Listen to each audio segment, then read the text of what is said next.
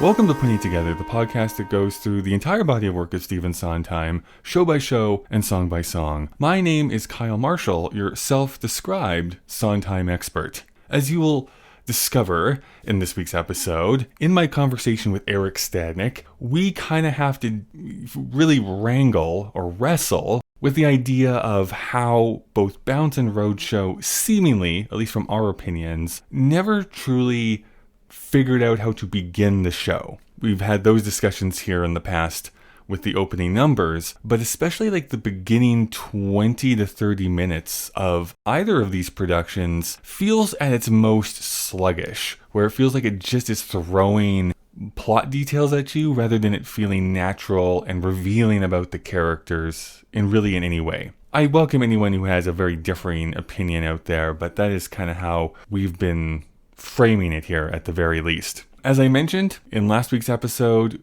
there are videos available. If you become a Patreon member, you can see my lovely face and the faces of my guests if you want a more visual format. So if you go to patreon.com/puttingittogetherpodcast, you can definitely become a backer over there. Definitely does help out this show /me very directly, which is always appreciated, of course. But there's really not much else to report here this week. Erik has been waiting here very generously. So, Erik Stadnik, thank you so much for coming back to the show. Thank you for having me. It has been, since Giants in the Sky? Oh man, has it been that long? Yeah, okay. It has been that long indeed, yes. But thank you for having me. It's wonderful to be back. Yeah, I mean, of course, we had to, call you off of the bench for the epic conversations that we're about to get into about Bounce /Roadshow.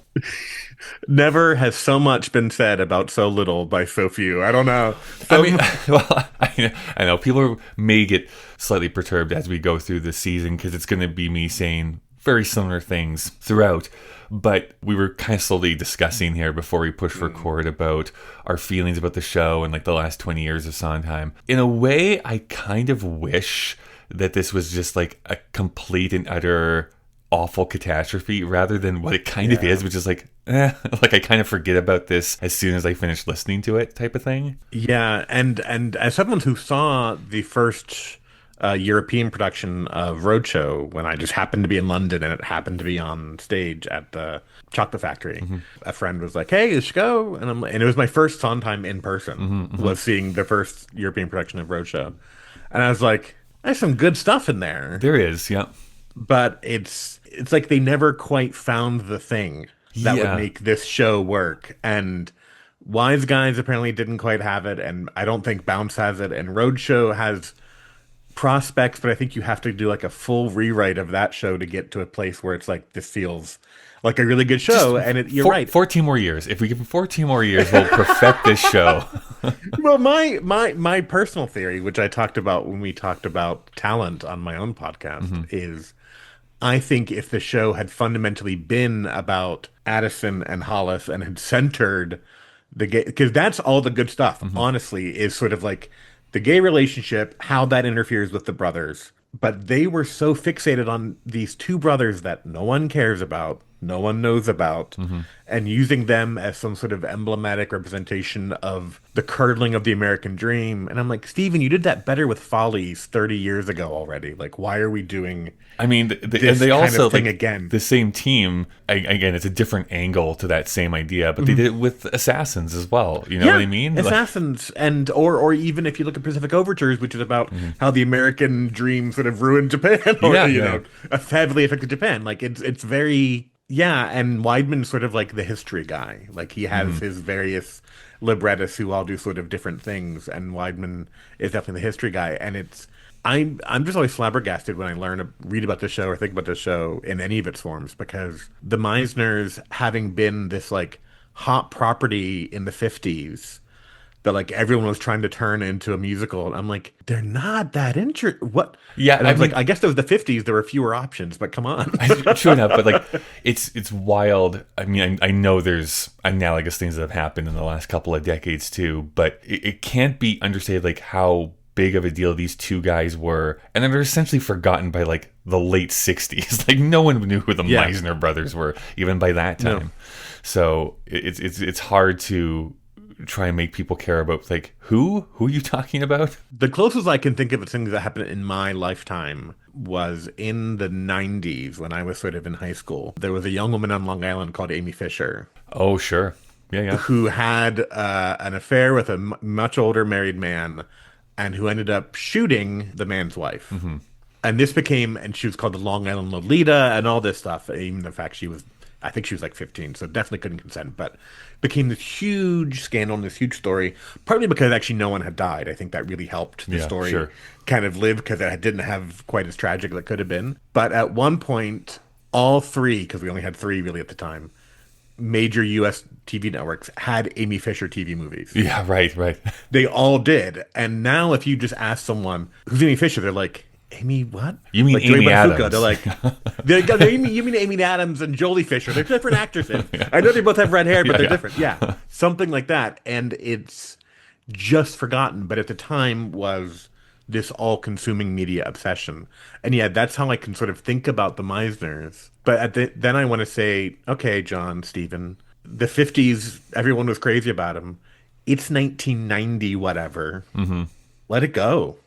Let it go. I know it's hard to get rid of your let go of your passion project, I suppose. So two things with that. A point that I keep reiterating in basically every episode I've now recorded. I'm recording all of these out of order. But my major thesis for this is that I fundamentally do not think that any of the three major creatives, so Sondheim, Weidman, or whichever director that they were collaborating with, ever were actually on the same page of what show they wanted to make. Nope. That's what it feels like to me, is that they're all kind of just butting heads, and they're all nice about it, and they're all like trying to work with each other. But I think what Sondheim is interested in is different what Weidman is interested in, and definitely when each of those three major directors they work with are just interested in different things. And so it always kind of feels like this weird jumble of what we're trying to communicate that just never really comes together. I think it's entirely right, actually. I feel like it is, which is odd because that's sort of not how Sondheim's collaborations have gone in the past. It's usually either of these men, right? They've usually figured out sort of the middle ground or the thing. Like I was just reading recently about there's a pretty good YouTube sort of like essay that just came out about Follies and the making of Follies, which was a giant, huge clashing of egos because you had, I mean, Goldman, who wrote the book, wasn't sort of that aggressive, but Michael Bennett and Hal Prince and Stephen Sondheim all contributing things, right? But they all found ways of sort of giving and taking, and then not only giving and taking, but then building off what the collaborators had done. So like the Ghosts were one person's idea, then Michael Bennett incorporated them in the choreography, and then Sondheim changed the songs to incorporate like it all sort of worked together. Yeah. Here it feels like I'm not entirely sure what draws Sondheim to the project, really, aside from, I guess, thinking about the brothers themselves, like the brotherly connection. Weidman feels like he wants to do the American history shtick. Yeah. Because that's sort of his vibe is always history. Prince, I don't know. Like the wise guys version, which had the vaudeville stuff, because that feels very Prince too. So like a little vaudeville setting. Yeah, that feels very sort of. I love it. That was a Sam Mendes thing that he was doing with Wise Guys. So like, yeah, exactly. Oh yeah, sorry, Mendes. But like the idea that you would have this sort of this vaudeville stuff, but then Prince was against that, and so like, okay, so what was he drawn to? Well, this is I will ruin this joke for an upcoming episode. I totally agree that I think Addison is the far more interesting character in this show. Yeah. Whether he was in real life, I don't know. It doesn't matter. In this show, I think Addison has the more interesting arc that we're following. Mm-hmm. And it does seem that Sondheim had to kind of be pushed to that. Like, he was so much more interested in Wilson. In part, I think because he basically knew people who knew Wilson Meisner. Like, I think that's kind of what it is. And I think he was kind of fascinated by this essentially flashy con man, charming rogue type, and who he'd used in other, like he'd use that in Follies, he'd use that in Merrily We Roll Along and other shows. Yes. So I think he's like just tied to that idea. But when Harold Prince comes along for balance, the joke I'm going to ruin is that Harold Prince is just aggressively heterosexual, so it's like, well, we have to put in like a romance in this, and it's like, no, you don't. You don't. You really don't. You have a romance with these two guys over here that you could just lean into if you wanted to. And so I actually think that's what really drags Bounce down, honestly, is that there's this like almost forced relationship with Wilson to try and make him like smooth out his like darker bits and stuff like that, which I think is corrected properly in Roadshow. Still doesn't fully work, but like, They were getting Because there. Wilson's still there in Roadshow, and Yeah. he's still a big part of the show. Yeah, And yeah. fundamentally, he's just not that interesting in Roadshow. Yeah, no, that's interesting. I hadn't thought about. You're right. Hal is, as much as he's great, he never really does anything gay. Yeah. And that's, fine. He was already sort of like 70 something when they're working on this. Exactly. He, I mean, he started producing in the 40s or 50s, whatever it was. So like, fine. But it is sort of like, it reminds me of all the stories of like old theater directors like George Abbott who are like, oh, well, we'll add a love interest. We'll add a this. We'll add a, like, yeah. it's like, is that justified by the story in any way Yeah, at like, all? Yeah. Why is that the It solution? feels like such a forced thing. I mean, some people will say that even now about a lot of big budget films and stuff, where it's like, well, there has to be a love story. And I mean, sometimes, yeah, but then oftentimes it's like, no, we just need to have like fun action, and that's like there doesn't have to be this other thing Yeah. that we put into it. And, just to sort of say about Roadshow, which does have a love story, the love story there feeds into the overall Correct. idea of Addison being split between sort of the life his brother wants him to leave, the sort of flim-flammery, sort of get-rich-quickie sort of stuff, and a more idealistic sort of approach that his lover has towards art and beauty and like things. And it's like art versus commerce. And it's like that's an actual dilemma that if you made the core of the show instead of having it pop up like an act two, essentially like it kind of does, then you actually have, I think you can build a show around it. And he kind of does that in Roadshow, but like I said, I think in the other past. Whereas here, it's just like, well, why does Wilson get a girlfriend? Yeah, Who right. cares? Yeah. Who cares? Who cares? To take it back here a bit, so when was the first time you were introduced to either Bounce or Roadshow? So it was when I was in London and visiting London, and a friend suggested, "Hey, I know you like theater. They're doing a production of." At the time, it was the most recent, and probably everyone thought would be the last Stephen Yep. Sondheim musical. It was the European premiere. We went. Who was Addison and who was Wilson? I mean, no one famous. Oh, okay. Just like good, proper like British theater performers. So like, if you went and found like, I think the actor who did Wilson had also played like the Phantom or something. But like, you go and you can find sort of their CVs and whatnot. And I remember thinking that the show was muddled. Like even sitting there thinking, sitting in the round, sort of watching them perform sort of in this very intimate space. I was just like, this doesn't really work. And It's I interesting really- too because like Sondheim writes about this about Bounce, but I actually think it actually still is true for Roadshow. I think it's like a good 40 minutes before I feel like the show really starts. Yep. So it's like, and that's a lot of ask for an audience to be like, we're not really chugging this along until like the 40-minute mark. All of the stuff with the Klondike and everything, Yeah. I'm just like, just cut that. Just It cut feels all superfluous, of that. right? Yeah. It feels, you make that like a story they can tell quickly in a song or something. It just feels so, yeah. And it never really, for me, it wasn't until Hollis entered. I'm like, oh, now I know what the story is. The story is Addison being torn between this man and his brother and sort of the two different lifestyles. And that's prefigured a bit by Hollis being in sort of the opening song in Roadshow. That's right. Sort of like, he's the one that I after, Yeah, sort of yeah, like, but it is not really. But then he just doesn't show up until like much later in the show, and you're I like, know. what are we doing here? They never really found a way to sort of make it feel less sort of travelogue-y, less sort of just bouncing along. So yeah, so I watched Roadshow. I was like, I don't know, and then got into sort of reading about the history of the show and sort of its tortured evolution and whatnot, and sort of listened to the Bounce cast album which existed at the time, and was like, I don't think this is better. I don't think this is.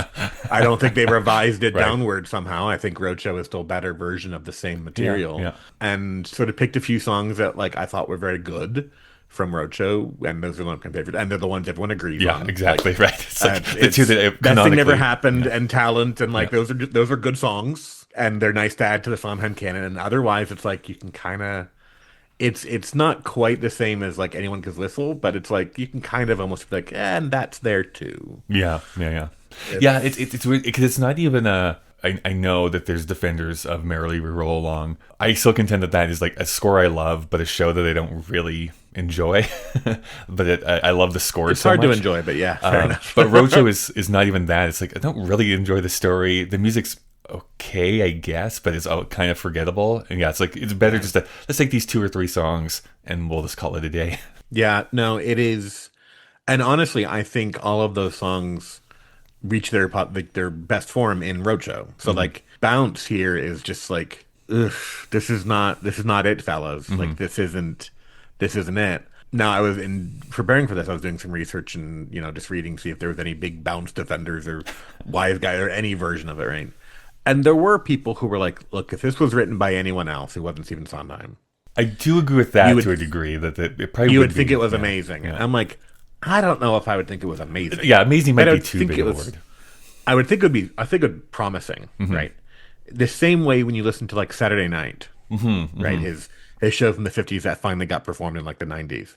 You're like, well, there's some stuff here. Yeah. But like it didn't enter sort of the repertoire of his classics. Well, this is Like, this. I mean, you kind of brought it up here. Another thing that I've been kind of wrestling with, because Sondheim is so well known for pastiche, so it's like able to take an old form and bring it in and kind of recontextualize it, but still make it feel vibrant. But this show, especially coming right after Passion, well, 14 years after Passion, but still coming, he started working on it when he was still working on Passion, I believe. yeah, so you're going from something that's like, oh my goodness, like this really is like feels new to musical theater, and this even at the time felt like out of place and like old fashioned, and you know what I mean? Because I always say like this is coming out literally in the same season as like Wicked and Avenue Q and I mean, yeah, this is post Rent. I know What are we doing like, here? it feels like so like, oh, this is not the moment. We're not meeting the moment here. No, not even close. Not even close. And it's funny because it is. I think it's in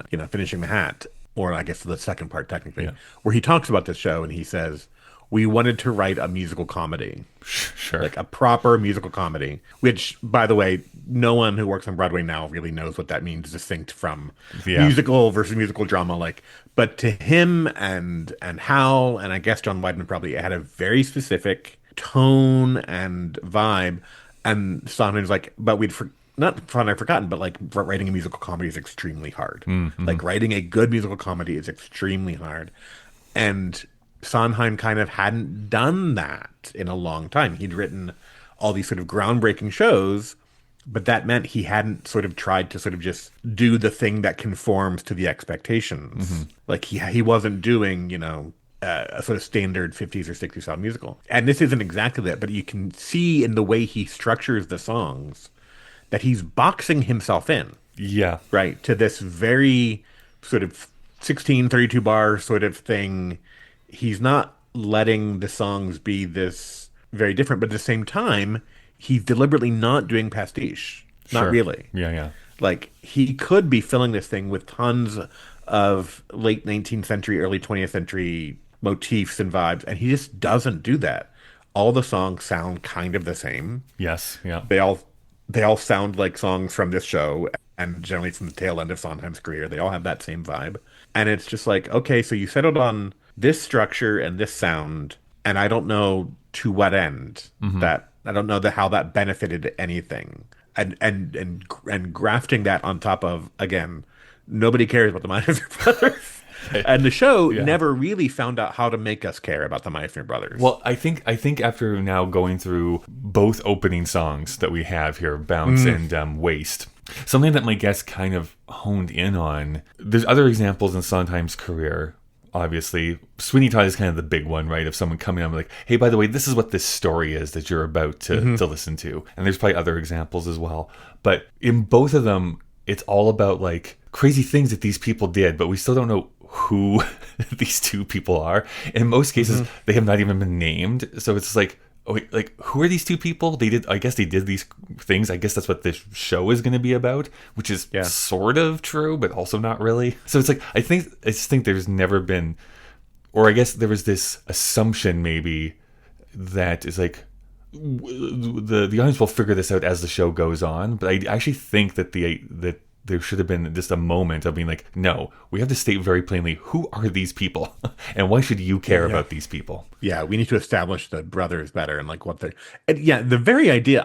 This is just something I hadn't even realized I was very annoyed by until just now. Why does the show even begin the way it does? Why does it begin with them dead in whatever?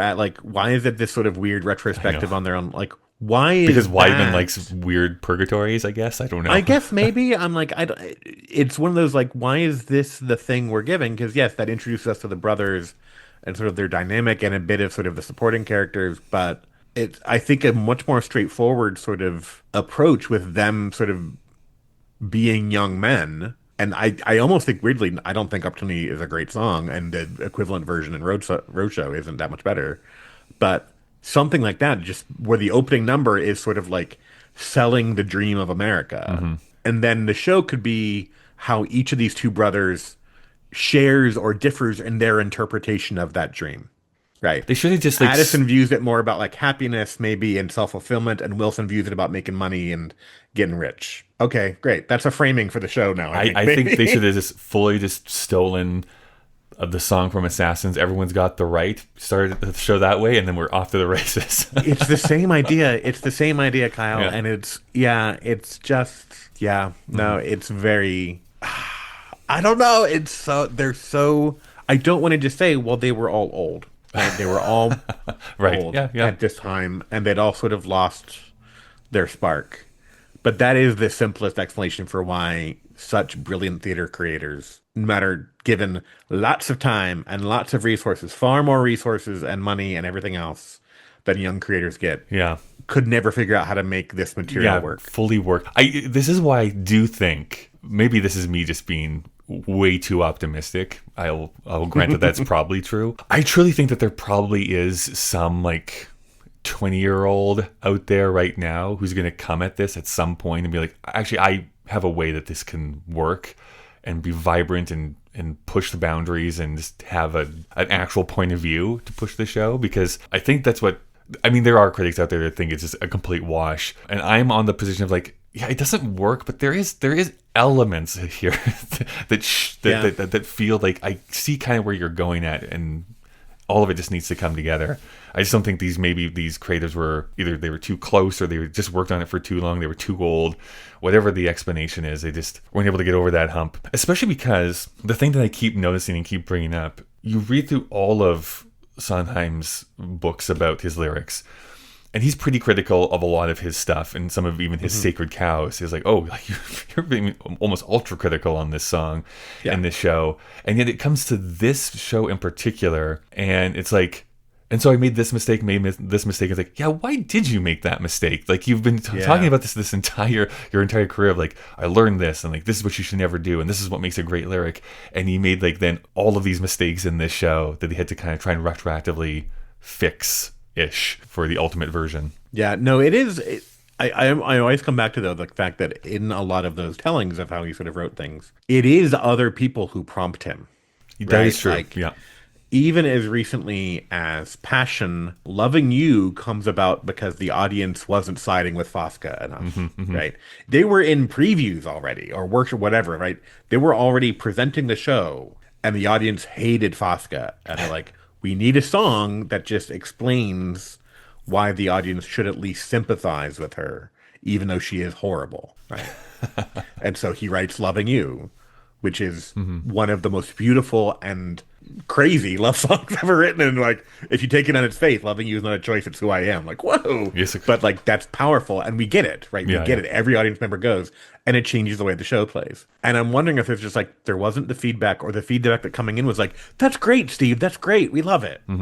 I think that might be the issue there, right there. Yeah. Instead of like, this isn't working, it's bad. And really is kind of like the way that Broadway had changed by that time, where there absolutely was workshops and previews and stuff, but it was just such an accelerated time frame at this point that you just don't get that amount of time to be like, oh yeah, the audience really is not responding to this, so let's change it. Okay, well, what song are we talking about here today? Opportunity. Great.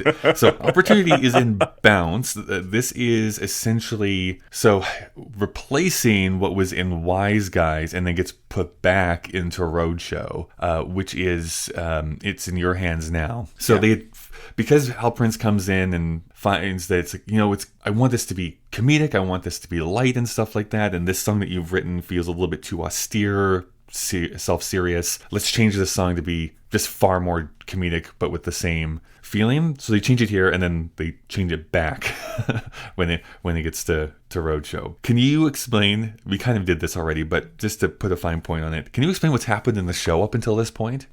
I mean, they're dead, and they're So looking they're back dead. on their life. I just I mean, realized they start dead. I just realized how there's like a bunch of Sondheim shows you could just start off. So they're dead, and So they're dead, and they wander on stage as ghosts. Yeah, no. So these two brothers, Addison and Wilson, who are, as even Sondheim said, minor celebrities in the first half of the 20th century, Yeah. have died, and they're sort of looking back on their life, and they start trying to pinpoint essentially an arc, and so that comes to this essentially, which is Papa on his deathbed sort of situation, giving them, saying, America is out there waiting for you, go and take it, essentially.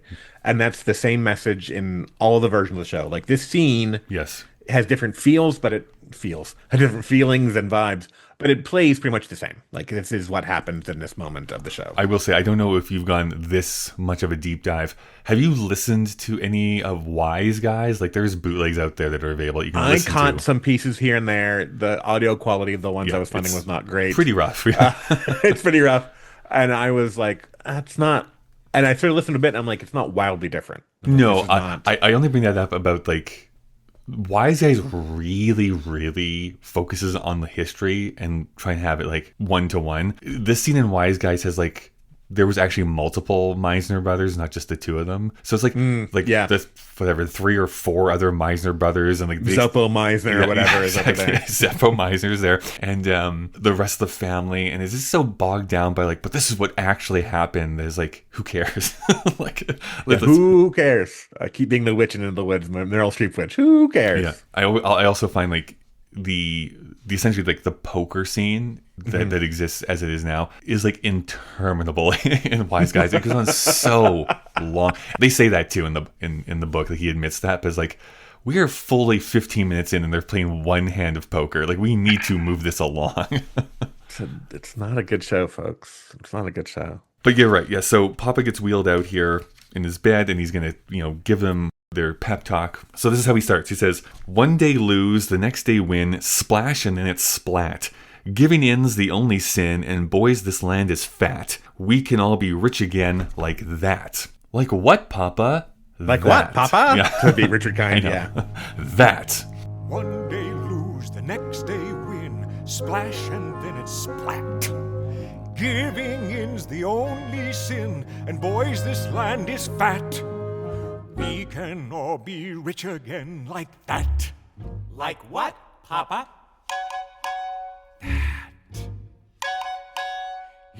I mean, just because it is sort of the beginning, we should talk about it immediately. His insistence on these close rhymes, short lines, this very sort of almost parodic of a, like, roses are red, violets are blue, almost sort of vibe of the lyrics, is something that he really deliberately chose for this show, and I do not know why. I do not think it works, and it means that all of the songs kind of feel very interchangeable at a certain point when they're all doing this sort of like da da da da da da da da da da da sort of thing. It just, they all feel less distinctive. That's an interesting call out. Yeah, I hadn't even thought about that, because again, one of Sondheim's biggest, his 3 rules that he talks about, which is like content dictates form. And it's interesting because you would think that especially Wilson, being that flim-flam man, should be like seductive and like, convincing you. But that never really comes across, I wouldn't say, in lyrics. No. This is the same writer who, in Into the Woods, gives Jack a short song, but like gives Jack a song where he doesn't rhyme because Jack is too young and naive to rhyme. Right. He's so attuned to the lyrics reflecting character, and I'm like, this is how everyone sounds in this show. Right. Yeah. They all just sound like this, and all of the songs kind of sound like this. Like, as much as I love Talent and will defend Talent, very similar in structure in a lot of ways. Yeah, sure. Not wildly different. It's not this crazy different thing. So that's one thing. And that also means, because he's sort of doing these short lines, we never really get those sort of like really amazing Sondheim interwoven rhyme schemes and things. Like, we don't have any personable, coercionable going on. Well, I don't know. We might be coming up to something here later in this song that I have opinions about. Yeah. but I mean, like, I feel it's, oh yeah, you're right. That's the one joke. I think it's the one joke that works. But still, I get to your point though. There's nothing Yeah. like the really pushing to try and do different things. Yes. What I do appreciate about this version of the song, like there's elements there of it's in your hands now, but especially in this song, it's subtle, I would say, but the way that Papa speaks is really tied into that, the way that the American dream can really corrupt people, I guess, for lack of a better word. It's toxic positivity. Right, it's like we're the going to phrase be we rich often use. again, right? Like we were Be rich, rich again, We're yes. we're now destitute, but we're going to be rich again because this is the Yes. land of opportunity, right? Yes. The song, yeah, just this optimism, like we're just like everyone is just what do they call that? Like a future millionaire, yeah, Yeah, something like that. Everyone's a would-be millionaire, Yeah. and imagine millionaire, and people would rather believe they'll be rich again rather than accept the fact that they're poor. Yeah, Just pull yourself up by Yeah. your bootstraps, right? Like that's the idea. Exactly. Everyone, but whereas Wilson takes it and hears more like there's a sucker born every minute sort of mentality, which fair enough, also true. One other thing I will say about this, and this is a tiny, tiny quibble that he might not even agree with. I think the lyric should be giving up's the only sin, but that doesn't rhyme, and so he goes in with giving's in's the only sin. Yeah. To give in is not the same as to give up, and to give in implies there's some sort of external pressure Interesting. Yeah. forcing thing, whereas to give up is what we would say. We normally say giving up is the only way to fail, right? That's giving up. That's very American to say. You can't fail until you give up. We say that all the time in America, and it's sort of nonsense. Whereas giving in is like, well, I see what you're doing there, Steve. You want the rhyme, but I don't know that that's the best choice of words. So he continues on saying, hear that knocking, hear that sound, opportunity. What's that knocking all around? That's your heritage, opportunity. See what's new, something's more, me I'm through, up to you, go explore. Hear that knocking, hear that sound. Opportunity, what's that knocking all around? That's your heritage, opportunity. See what's new, something more. Me, I'm through, up to you, go explore. Yeah, those are lyrics. Those are lyrics. And those, my friends, are lyrics. I was going to say, talking about word choice, I do like he says heritage. That's such an interesting way to frame that. It's like, well, obviously this is meant for you, right? Your heritage, something that has always been true type of thing. It's like birthright or something. Yeah. No, it is. He's not, as much as we're bagging on these people, they're not dumb. And they have ideas and they manifest in the songs and things. And yeah, you're right. The use of the word heritage there is interesting. It sort of implies that it's both sort of natural for them to do this, but also that it's sort of their obligation Right. to do it, almost, to go out and sort of like, it's not that they should just sort of accept they're poor and have a happy life. It's like, no, you must go out and make yourself rich again, because that's sort of the whole point of America. Right. In a weird way, like, we're going to get into some more things that he says here, obviously, but like, again, I guess it's only because this same creative duo of like book writer and songwriter did Assassins, which I think is so concise and like brutally critical of America, that oftentimes I feel like they're pulling punches in this show, because it's like, what we're talking about here is colonialism, like truly is what we're like dancing around in this song, but they don't really go for the jugular at any point either, which I feel like we could have gone a little bit further with that. Whether the Meisner brothers ever thought about it, at least their dad could be like, no, like you're gonna take what's yours no matter who owns it, type of thing. Yeah, it is interesting. I think maybe partly they wanted to steer away from that, or just didn't think about it, because they, in the end, were so, I mean, they didn't, right? Like, sort of, the people they ended up sort of getting money from were other white Americans. That is true. That is true. Yeah, it was sort of, they and that's partly leading to the joke in here. We're in California, Papa. Like, they've kind of gone west, young man. Like, there's not much more west to go. But there were still plenty of ways to exploit the, minorities in America in the early 20th century. But yeah, like, sort of going to Alaska is meant to sort of represent that. But like, Alaska has always been sort of mostly empty. So it's a very different effect. Yeah, no, I think a lot of this show wants to have the American dream be foolish rather than harsh, or something, like a bit silly rather than actually like dangerous. And I think if it were portrayed as dangerous, I think we'd have a very different show. That is, yes. All right, I'm pretty sure by the end of this episode we'll have this whole thing punched up ready to go for another round. Thing is, I would go the other way and make it all about the love story pretty much, but that's a very different show as well. Here's one of my favorite jokes that happens here. Only one thing never dies. Opportunity. Something better always lies around the corner. Once you spot an opportunity, don't just make a noise. Take it by the throat. Pounce or miss the boat. There's a land of opportunities. Grab your hat and coat. You just keep heading west, crossing mountains and plains, planting roots, building towns as you go, pressing on as you're pressed through the winds and the rains, taking risks, tempting fate, till you open every gate. That's what's made this country great. Westward ho, boys. And then as you said, but Papa, we're in California. Only one thing never dies.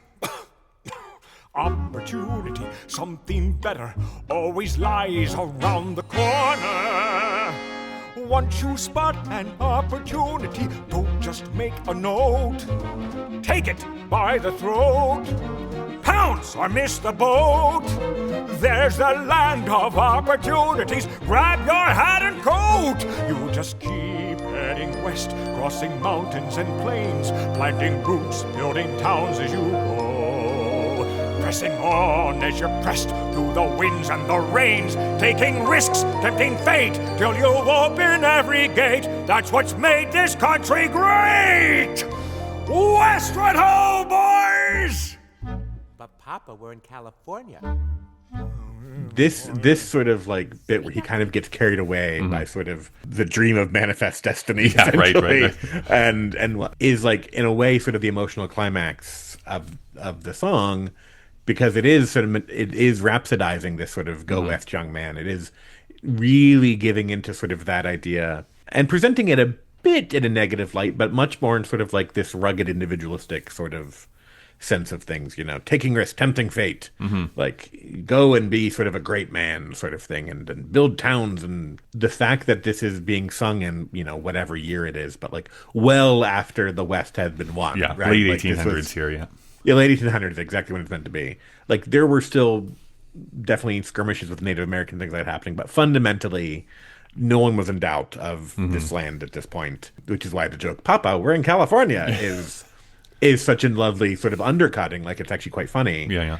Because it is like, yeah, there's no more west to go to. And again, this show could be like, as a history person, I'm sure John Weidman knew that a lot of Romans thought the reason Rome died was because Rome stopped expanding. Right, sure. And as soon as it stops expanding, you sort of turn that energy inward and it becomes sort of malformed and whatever. That could be a way of interpreting this, that essentially America by its nature has to be an expansionist nation. And when it stops expanding, all these sort of desires and urges and sort of impulses become sort of twisted and become flim-flammery or real estate schemes or whatever, right? But that the rest of the show doesn't make that point, so it's not really. It's sort of just gestured towards in this song a bit. And just to underscore that, Erik Stadnik does support American expansionism. That is exactly what he just said. For the record, I was born in 1979, and I had no part in any of this. But no, but it would at least be an interesting thing to have a show about essentially what happened to America once it had sort of settled out its space. Because so much of how Americans think about themselves is still that frontier life. And it's like, that hasn't been true for anybody in a very long time. Yeah. So like, what are we doing? So sort of romanticizing the cowboy and the open plains and blah, blah, all that. That would be a different show. Different show. I do love only one thing ever dies and he coughs. I think that is a funny little addition to that lyric, which is great. By the way, you said in lyrics, don't just make a noise. Is it make a noise or make a note? Oh, it is note. I think I just misread. Because it has because he has a quadruple rhyme there. It's not amazing, but he does it, Note, throat, don't just make boat. A note, take it by the throat, boat, and coat. Yeah. Yeah. I don't think it's like the most amazing quadruple rhyme because he's doing these short lyrics. And so it's right. It is just note, throat, boat, coat. But hey, he's still doing it. All right. Well, this is how this song goes. So Pop has like expended a lot of energy, so he kind of flops back onto his bed, and now he's like kind of mumbling to himself. So Mama has to come over and kind of translate what he's actually saying here. And this is the joke of the song. This is the joke of the song. This is sort of the little gimmick that the song has. And so he goes like, and she's like, "Speak up, dear." And he's like, "We've been poor, but we're in Michigan." And he's like, Oh, we'll be rich again. Never Yeah. say die. New ideas are always just around the corner. Find the new frontiers. Be the pioneers. Learn to bounce. That's what counts. We'll be, and then Papa has like a last minute like energy spurt here, and he says, "We'll be rich again. Opportunity. Never say die." And then he promptly dies. He probably dies, yeah. That's what it is. We've been poor, but we're in Michigan. Oh, we'll be rich again. Never say die. New ideas are always just around the corner. Find the new frontiers. Be the pioneers. Learn to bounce. That's what counts. We'll be rich again. Opportunities. Never say die. And you're right. The Michigan Rich Again is a classic sort of personable sort of rhyme. So It is, although I actually do have a... Here's the thing. Did I laugh the first time I heard this song? Yes, I did. I thought that was so funny. To be super nitpicky about this, what kind of bugs me about that the more I hear it is that it is a bit of an imperfect rhyme. It is. Because it's mish and rich do not actually Yes. go together. The again don't and say- again do. Like that is the rhyme Yes. that he's working with. But because mish and rich are so close together, it feels like he's doing a slant rhyme on this. It is. And to be fair to him, though, it is meant to be something that she just misheard. That's right. Right. And she's sort of repeating just what he's saying. He's sort of muttering. So that's fine. But I think that's what makes it sort of a joke as opposed to just sort of like a clever rhyme. Like, Yeah. He's calling attention to the fact that Rich Again and Michigan kind of sound similar. It would be a funnier joke, I think, if it happened more than once in the song. Sure. Yeah, they could keep playing around with it. But yeah. it doesn't. But it doesn't because it's quite a short song. And essentially by the time this happens, the song is kind of over. That is like- true. Like he's kind of made the point. He's made the point there are no new ideas at this point. Mama's sort of section when she's repeating what Papa says is just sort of saying it doesn't have to be like literal expansion westward. It can be just like like there's a land opportunity in some way, find one. Right? As long as it's just around the corner, whatever that might be. Right. So go and find it. In a weird way, I wonder if, like, without literally changing a single word in this song, if they actually move this from that being the opening of her translating, then he gets his burst of energy, sings the rest of this, and then dies. If that I might think have that's actually much been better. a better, I think like, it's much better. Yeah. Papa comes on. He's sort of like on his deathbed, and he's like, "Ugh," and she's like, and then he suddenly like really by the American dream is sort of like spurred to this last. I think that'd be funnier. I think it'd be really funny actually. Yeah. One thing I want to make sure I don't forget to mention this, but in the previous section, something that I wanted to bring up, that after he does that, the cough, right? Only one thing never dies, cough, cough. Opportunity. There's actually this slight pause of like something better always lies around the corner.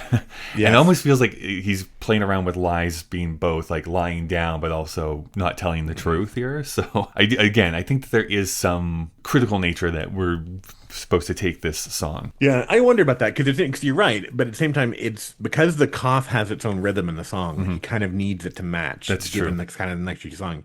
We just recently talked about Barcelona on my other podcast, my main podcast. The city, correct? That's what you're... Yes, the city. No, the song from Company Barcelona. Yeah. And that has a yawn in it. That's right. Yeah. Where Bobby yawns during his verse. He doesn't, it's not like he says the thing and then he goes, oh, it's like he's singing, oh, and he yawns while he does it. And that's much funnier and much smarter in a way to have him yawn as he's saying it. I kind of wonder if they thought, we can't have that with a cough because he'll be unintelligible. Yeah, could Right. be, yeah. But it'd be very funny. I'm kind of thinking now, what if it were only one thing never opportunity, and then you never heard the word dies, Oh, interesting. Yeah. and instead you had the cough. I don't know. Hey, think about that, Steve. Oh, sorry, you're not Yeah. here anymore. Well, I mean, overall, how do we feel about this song compared to the rest of the score? Like, if you did have to, or were forced to, like, kind of say, you know, this is like top, middle, bottom, like, where do you think you would put this in order? I don't like saying this because the thing is, this is the version of the show that opens with the song "Bounce." Yeah, it is. Yeah. That is about this idea essentially. Sure. Again, like, and so then our second song is just sort of, I mean, it's only 2.5 minutes, whatever it is. It's very fast. It's pretty, It goes pretty through quick, yeah. very quickly. And it's almost like, but we already know that that's sort of their philosophy. Do we need an entire song of Papa giving them their philosophy that also, as a song, is not terribly interesting, is not super memorable, is not really providing any new information that we don't have, and really only has the one good joke of Michigan Rich Again. Like, I think it's a pretty poor song. Like, I think it's actually quite, it doesn't justify its own existence, which is sort of like the big question I always take with any musical, but especially Sondheim. Like, if this song isn't doing something that couldn't be done otherwise, why is it here? Yeah. I mean, fundamentally, I think this is what I keep coming back to in both versions, and I think we're aligned. I do think Roadshow is ultimately like the better version of this material. I will pretty much go to bat for the middle portion, like basically from Addison's trip to just before the Boca Raton kind of whole sequence goes on there. For me, at least, it's like, okay, this is cooking. There's some stuff here at the very least, the relationship and the fun, and the brother relationship and stuff like that. So there's stuff here.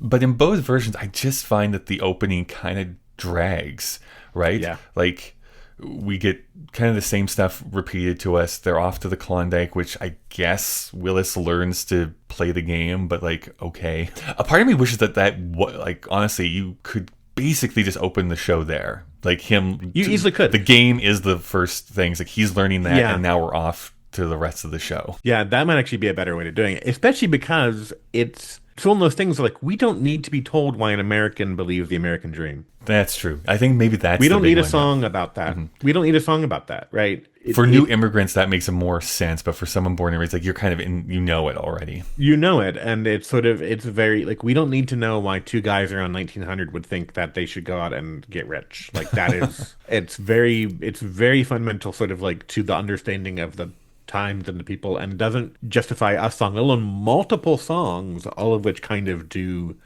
that work. Yeah, I keep comparing it to sort of like all the other sort of Sondheim shows that are about sort of the curdling of the American dream, and they all do it much more efficiently and better. And I wonder if maybe he was just, by the time he got to here, he was just like, I don't have yet another take on this. Yeah. And I've done this like implicitly, I've done it explicitly, I've done this by riffing on Hail the Chief, I've done this by riffing on another national, I've done so many versions of this kind of song. Maybe they should have truly just done a full 180 here. Like, you know what? American Dream? Good.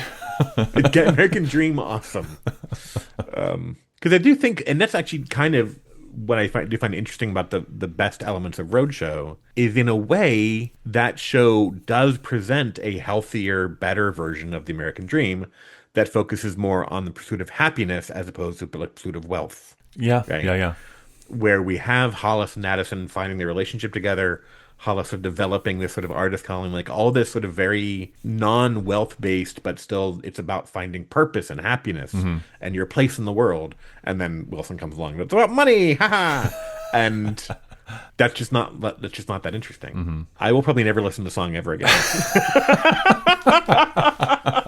I know. That's what a lot of these episodes end with, is like, and I'll probably never choose to listen to this particular song again. I'll keep the 2 or 3 that I enjoy and, call it a day. Well, Eric, thank you so much for joining us here today. If people wanted to keep in contact with you and send all of their fan art for Bounce and Roadshow, where can they send that to? all the bounce heads. Yeah.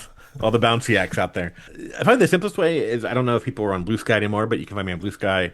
I'm at SJC Austenite, SJC-AUSTENITE. You can find me there. Or if you're interested in me talking about Sondheim, you can go to my musicals podcast called So Much Stuff to Sing, where we're currently doing a full year-long retrospective of the first 100 years of the musical in America. Oh, wow. Okay. I've just recorded several episodes that have Sondheim featuring heavily, because he played a big role in the evolution of the show. So yeah. Did he? How so? No.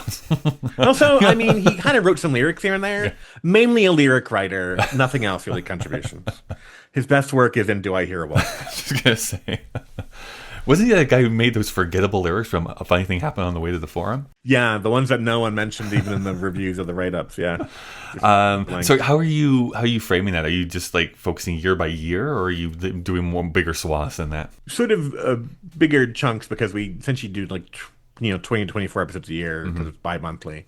So trying to get like a good sense. So like each song represents sort of a show or like a movement. So like there's certain landmarks you kind of have to talk about. Basic things like Oklahoma, of course. Sure. We talked about Oklahoma. And we talked about hair because we have to talk about hair. And then other things sort of like talking about what this brought to sort of the genre and how it pushed things forward. So it was really interesting, for example, talking about Company, which we had so many episodes about Sondheim, we'd never talked about Company yet. But talking about Company and how different of a show that was at its time, and how a song like Barcelona, which just does so many things, like it is the scene in and of itself, right? There's no dialogue, it's just the song. It is really sparsely written because Sondheim knows that lyrics are not poetry, and so you write very sparsely, which means the actors have tons of room to play with interpretation. Like really just, when you look at what came before and what came after his changes and things, let alone what Michael Bennett was doing and how Prince was doing and all that, like just so many things happening. So it's been more so about trying to figure out like what sort of notes to hit, as it were, throughout the year in terms of like how the musical evolved. So like we just talked about Chorus Line, and soon we'll be talking about things like Cats and how the mega musical completely dominated and the 80s, kind of quashed creativity for like a decade and a half in some ways. And how all the other sort of huge show writers and whatnot from the 70s kind of faded hard in the 80s because they were still doing traditional musicals. People were like, I want Cats! Give me a helicopter! Or whatever, right? It was all about spectacle and glitz. Okay, cool. Yeah, people should definitely check that out. Thank you so much for coming back here, Erik. Thank you for having me for this wonderful song.